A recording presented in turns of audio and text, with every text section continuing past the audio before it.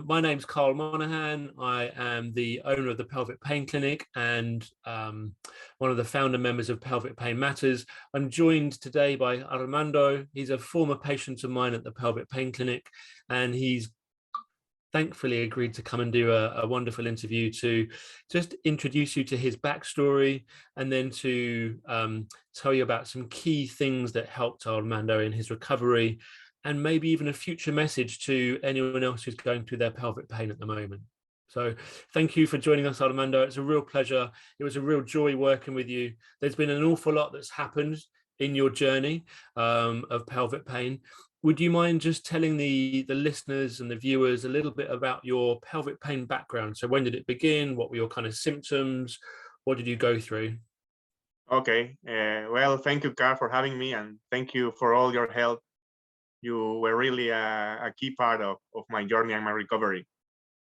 So yeah, a bit of my story. I think I got the first symptoms down there in the pelvic area around, maybe I was 19 years old. I'm 32 at the moment.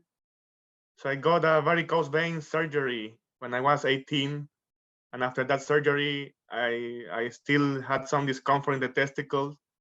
But a year after that, I started to feel some sensations in the urethra, like burning sensation and so on. So I went to the doctor, to the urologist. And yeah, of course, they prescribed me some antibiotics because they thought it was kind of infection symptoms. But they kept coming, these kind of sensations and symptoms. And then with the time, I also started feeling a bit of pain and discomfort in the perineum area as well, where the prostate is. So yeah, the doctors, they thought it was infection, and they sent me to do cultures and so on, and they would give me antibiotics. But I never could really find the root cause of my symptoms. At the end, maybe I was 21, 22, I was diagnosed with non-bacterial chronic prostatitis. That was the last diagnosis I got. So yeah, with the time, somehow back then the symptoms went away. I was feeling okay. Sometimes, maybe every now and then, I would have some sensations, but nothing major, I would say. But then around 2018, I got symptoms again, like the maybe burning sensation sometimes, or some discomfort in the urethra and perineum as well. And yeah, at the beginning of 2019, I got yeah, like a flare up of symptoms, and then for the first time I experienced like pain, like more pain, and I couldn't sit down, and I was feeling also this urinary urgency symptoms, pain in my belly, my lower belly, where the bladder is. So yeah, that's when I was searching online a bit, and that's how I came across with Karl and the Pelvic Pain Clinic. So yeah, I believe we had our first appointment, Karl, around that year. I think maybe 2018, 2019. So yeah, I started with Karl in 2019, and then that year, yeah, I went through the different approaches with Karl, how to manage the symptoms, some routines for stretches and other practices. And yeah, I was recovering well during 2019. So yeah, it was a bit slow. It was month by month. I was feeling increasingly better. So by the end of that year, I was almost symptom-free. So that was around October, November. But I was still afraid of the pelvic pain by then. But it was, of course, the symptoms were much less by then. And then we all know the pandemic came in 2020. So we had to lock down for a very long time, for months. So at the beginning of the lockdown, that means April 2020, I was okay. But then the symptoms came back, almost all of them, and in a different way, actually, this time. They were not exactly the same as before. They came back in around August 2020. Yeah. And then I had to deal with them again, and I struggled a bit during that August 2020. I was feeling these symptoms, and then they lasted maybe until February, March 2021. And then what happened then in April 2021 is that I started to get some other symptoms not related to pelvic pain. Like I got some twitching in my finger and sensation in the leg. And then at the time I was a bit anxious, and my catastrophic thinking was very high. I think the consequence of the pandemic, being isolated for such a long time at home, I became more anxious. So yeah, I convinced myself that I had another disease, like maybe something neurological. So even though this was not good at the time, it actually allowed me to realize that actually the pelvic pain, it was nothing to be afraid of, because I used to feel and believe as well that I was kind of broken and I couldn't have normal life and I couldn't do normal things. But then thinking that I had something that could really be a limitation, like some other more serious disease, made me realize that actually there was nothing to be afraid about the pelvic pain syndrome. And this, combined with the fact that I experienced improvement already in the symptoms, led me to I would say a paradigm shifting of my own belief towards the pelvic pain. And yeah, I lost the fear from this. And also, of course, I need to say that what I call the two big M's or the two golden M's of pelvic pain recovery, which is also mindfulness and movement.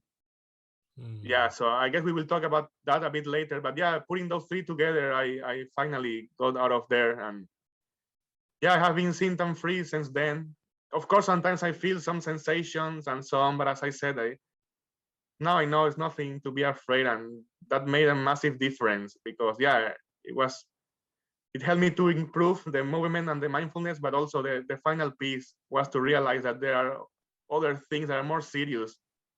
Because I know when you're having pelvic pain, you feel like you're in this hole and it seems that there's no way out, but yeah, there are actual limitations that you can have in life, but pelvic pain is not one of them that can limit you in life to do what you want to do and to achieve what you want to achieve. So yeah, that was my journey through all of the pelvic pain.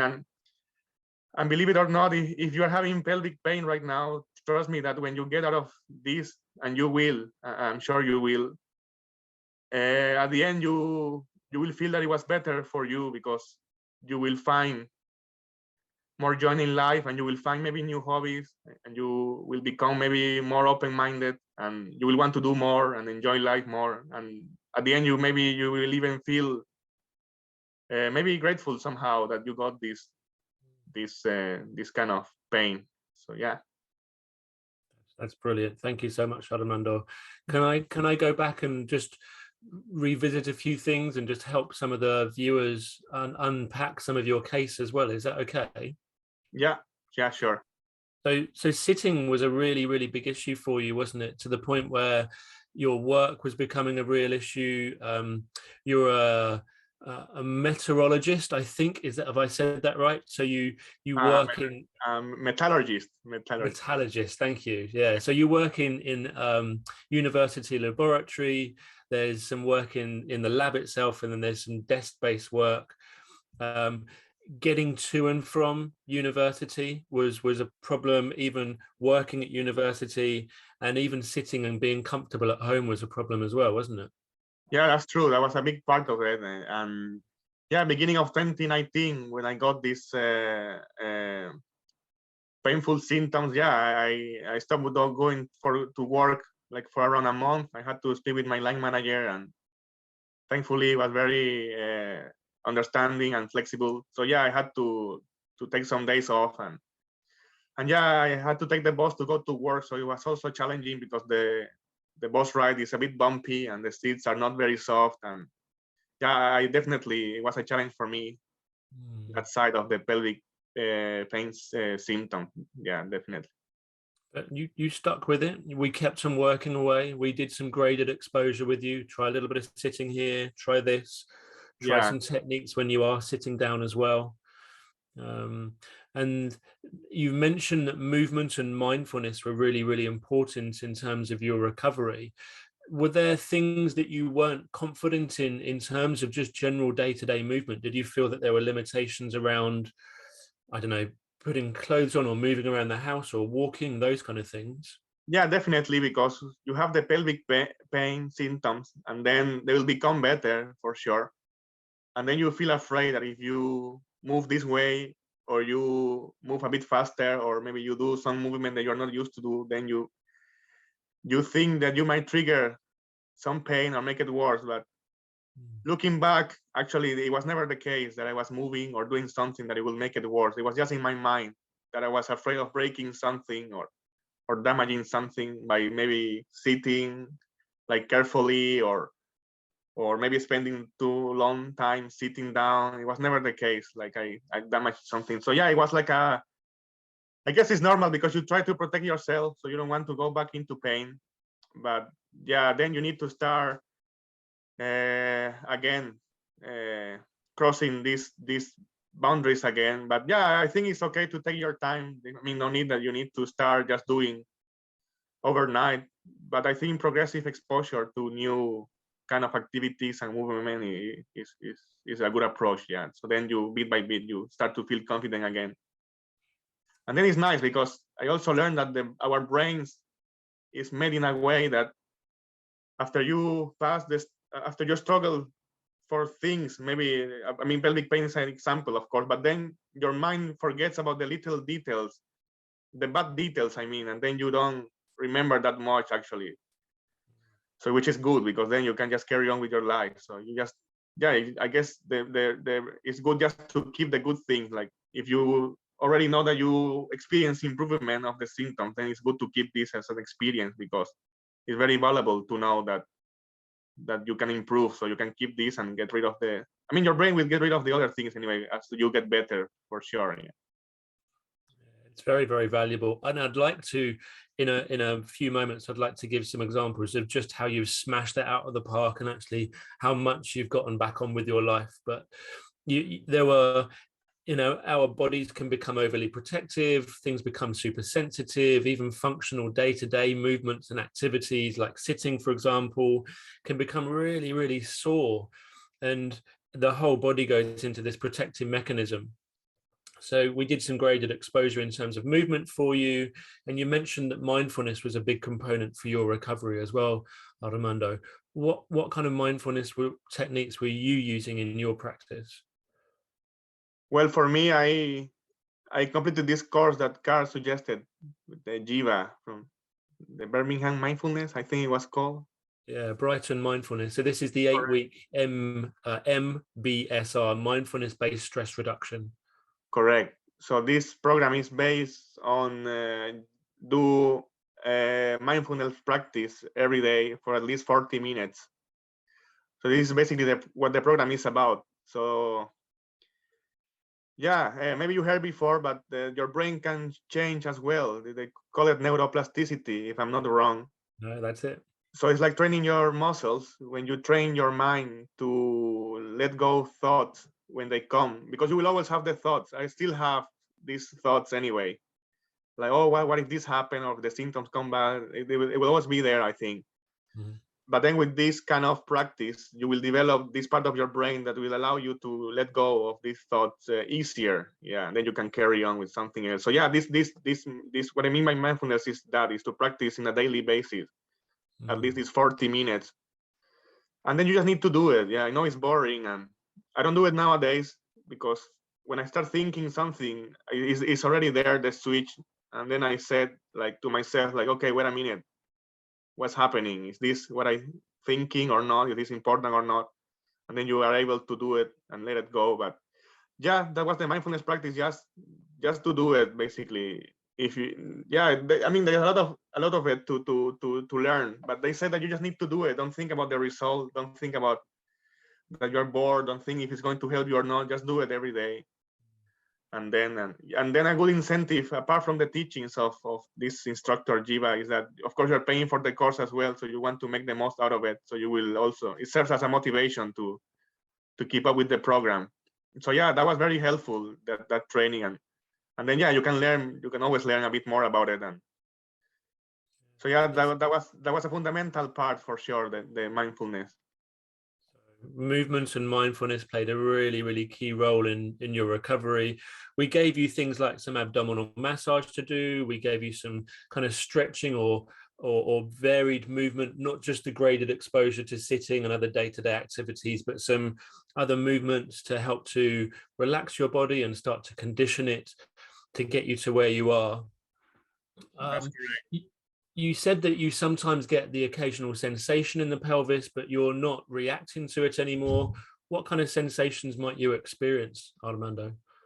Yeah, sometimes I will feel maybe something in the perineum area, like maybe some sensitivity. Sometimes in the coccyx, like the sitting bone, in the buttocks, and sometimes even the urinary sensations a bit sometimes. But yeah, it's just like it's transitory. It just lasts a bit and then just goes away again. So that's normally how it is. Yeah, it's like, but then again, I just can do everything, like whatever you would like to do. And I mean, it's not limiting your life in any way. This kind, and then you know that, yeah, this is here, and then it will just go away. It's like it's raining, and then it's raining for a bit. It just goes away, and then it will rain again probably tomorrow or in a week time. Or so I like the idea of, I mean, it's raining here today. It's pretty miserable here in the south coast of England today. I've been sat on my chair now for almost, what is that now? Almost 8 hours. I don't have pelvic pain symptoms anymore, but I know I need to move. I know I can feel my right buttock is a little bit numb from sitting. Yeah, it's normal. Anyone, even someone who has not suffered from pelvic pain, then they will feel the same way. It is true. Yeah, and I remember. Oh, sorry. I remember Karl once. I think it was our second appointment back in 2019.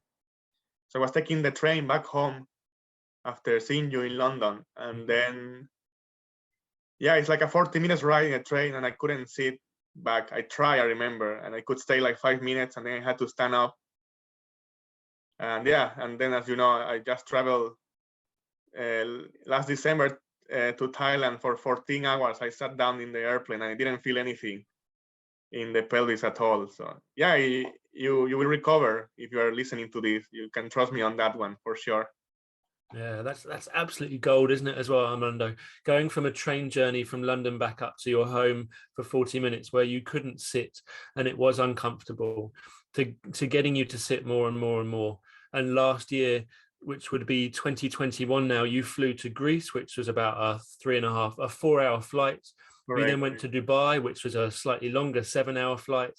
Yes. And then you did the whopping 14-hour flight to Thailand and back again. So, and there's something to celebrate as well, isn't there? As we're talking about Thailand, what happened in Thailand?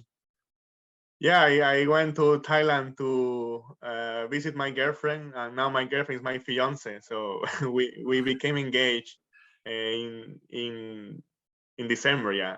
I'm very happy about it. Yeah, and I'm so proud and so pleased of where you are now. You know, if we look back to the first time that we met face to face, and then because of the pandemic, we had to do stuff online, you know, even the thought of going to Greece, let alone Dubai, to see your family, let alone to Thailand, to see your girlfriend, and then to get married, to get engaged, to get married as well. I mean, that you've come along a hell of a long way, Armando. I'm really proud and really pleased of the effort you put in. You're in a very, very different place now to where you were when you began your journey, and even when, you know, back in, you said 19 years old you were when you first started to experience your symptoms and periods on and off. So kudos to you. You're really brave to take the leap forward, to say, look, I am worthwhile making the investment. And you did it, right? Not me. No one else did it. You made those changes. Yes, Karl. Thank you. Thank you so much. You're most welcome. It's been a real pleasure working with you, Armando. It's been a real pleasure getting to catch up with you. I hope everyone has found this beneficial. Thanks once again, Armando, and we wish you all the very best. Thank you, Karl. I just want to say one more thing for whoever is listening. So yeah, it's just a phrase maybe. So it goes a bit like this. So maybe it's incredible, the pain and discomfort that you might feel in your pelvis. Maybe it's amazingly discomforting and painful, but as this is amazing, also the capability that your pelvic floor has to heal is as amazing and incredible as the symptoms you experience. So you can trust me on that, because if I knew that, but you have to experience it yourself to know, because only you can convince yourself, but you can trust me on that. Yeah, so it can be incredible, the symptoms, like very uncomfortable, but in the same incredible way, your pelvic floor can heal as well. What a wonderful, wonderful message. Get you back to normal. Yeah, that's it. Yeah, what a wonderful message. You mentioned neuroplasticity earlier on, talking about the brain. Bioplasticity is the body's ability to adapt and to change. And you've just personified that there beautifully. Really, really lovely and wise words. And only the words of someone who's recovered would know that. It is incredible the pain you can experience, but it's also incredible the way your body can adapt and recover. Legend. Thank you so much, Armando. Thank you, Karl. Thank you. No worries. Anytime. Thanks for your wise words.